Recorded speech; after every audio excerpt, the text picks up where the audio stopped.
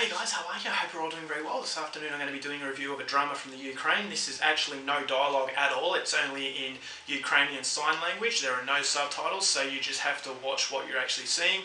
Released in the year 2014, directed by Miroslav Slobodbitsky, and this movie is called The Tribe. So The Tribe takes place in a boarding school for the deaf, so no one is able to speak, they can just communicate in sign language. You've got Sergei, who arrives at the boarding school and he really doesn't fit in. He's getting bullied at every opportunity and he really feels like the odd one out. But one day he is forced to defend himself and he gets the respect of this criminal organisation that is working within the boarding school. So you've got some other students and you've got some teachers who are in on prostitution and robberies as well. So as Sergei goes further and further into the tribe, he starts to fall in love with one of the prostitutes, and that is going to bring grave consequences and threaten to destroy the tribe from within. So what happens at that point on, what is in store for Sergei, is something you're going to have to find out for yourself, because that's as far as I'm going with my synopsis. Now my thoughts on The Tribe.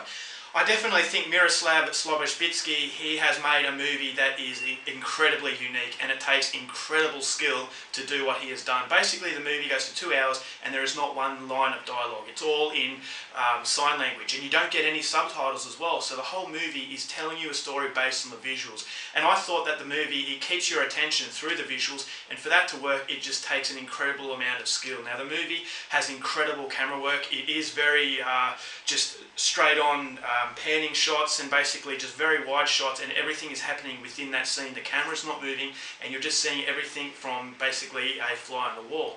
So some of the scenes were just beautifully done. It just follows some of the characters in. When they get inside a car, it goes inside the car. When they get out of the car, it just follows them through, and it just feels like just an incredibly realistic way that the movie has been made. And I thought, on a production level, on a technical level, this is absolutely brilliant filmmaking. This is a movie about a guy who is trying to get a connection in with this boarding school.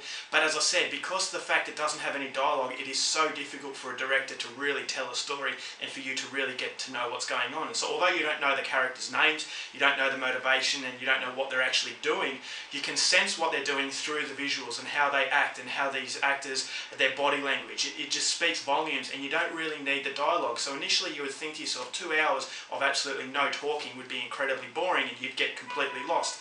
But Miroslav Slobodbitsky, he does an absolutely incredible job at keeping you enthralled in stuff that you're only being able to see. And it kind of gives you the impression of, this is what it's like for deaf people to watch films that, when it's just dialogue based, deaf people not being able to understand what's going on because they can't hear what's going on. So it kind of gives you a reverse role, where now the people that can hear and can speak, they're not really getting a grasp of what's going on. So on one hand, you've got a film about, dynamics within an organisation of teenagers, and on the other hand, you've got the point of view from a deaf person and the frustrations that a deaf person can have while watching a movie.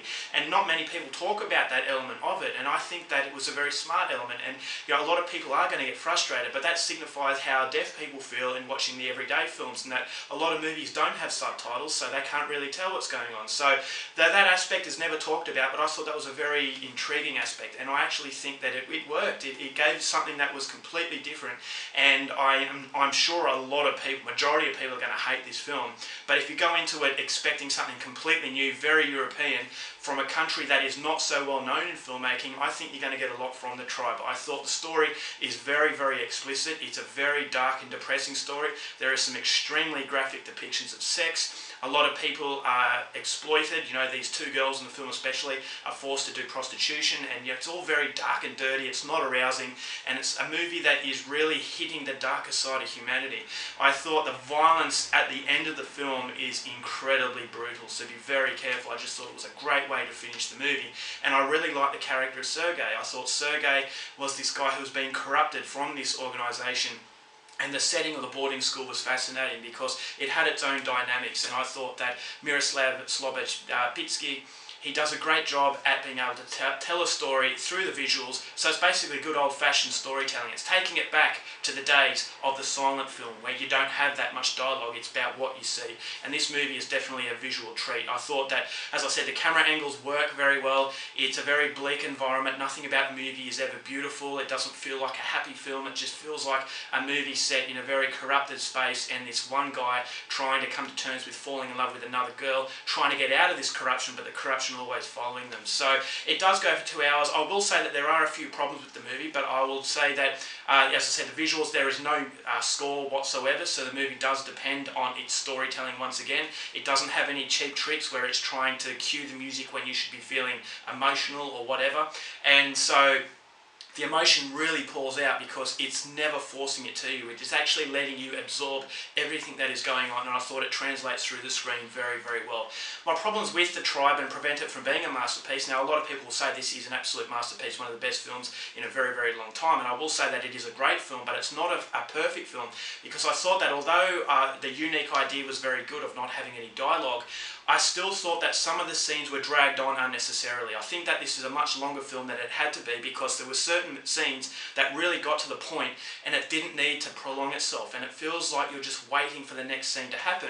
And unfortunately it doesn't happen with every scene, but there are a few particular scenes that I thought were just stretched out a little bit longer than and it kind of outstays its welcome, and you're kind of thinking to yourself, okay, I'm looking at the watch, can you get on to the next type, because I know you've got to your point, but you're just lingering on it a little bit too much. Therefore it feels like the director is trying to be a little bit too artistic, and it kind of gets a little bit pretentious here and there. But having said that, I thought that this was a fascinating film. If you're a fan of European cinema, you want to see something completely different, I definitely think The Tribe is one for you. It's a very dark, very pessimistic sort of film, and it is extremely brutal at the end, and it does tell a tale of the dynamics of this organisation and what can happen when one person threatens to destabilise the whole organisation and the consequences that can come about. So it's an old-fashioned sort of generic story told in a very unique way. Technically it's absolutely brilliant. As I said, there's a few scenes that I thought were dragged out a little bit. I thought it was a little bit too long. You start to notice it, but thankfully the unique flavour gives it at least a warrant for one viewing. So overall, for The Tribe, not the masterpiece that a lot of people will make it out to be, but still one that is to be remembered. So overall for this film, I'm going to give it 4 stars. Go out there and see it. Alright guys, that's my review. Hope you enjoyed it. Till next time, keep watching movies, and I'll see you later. Bye.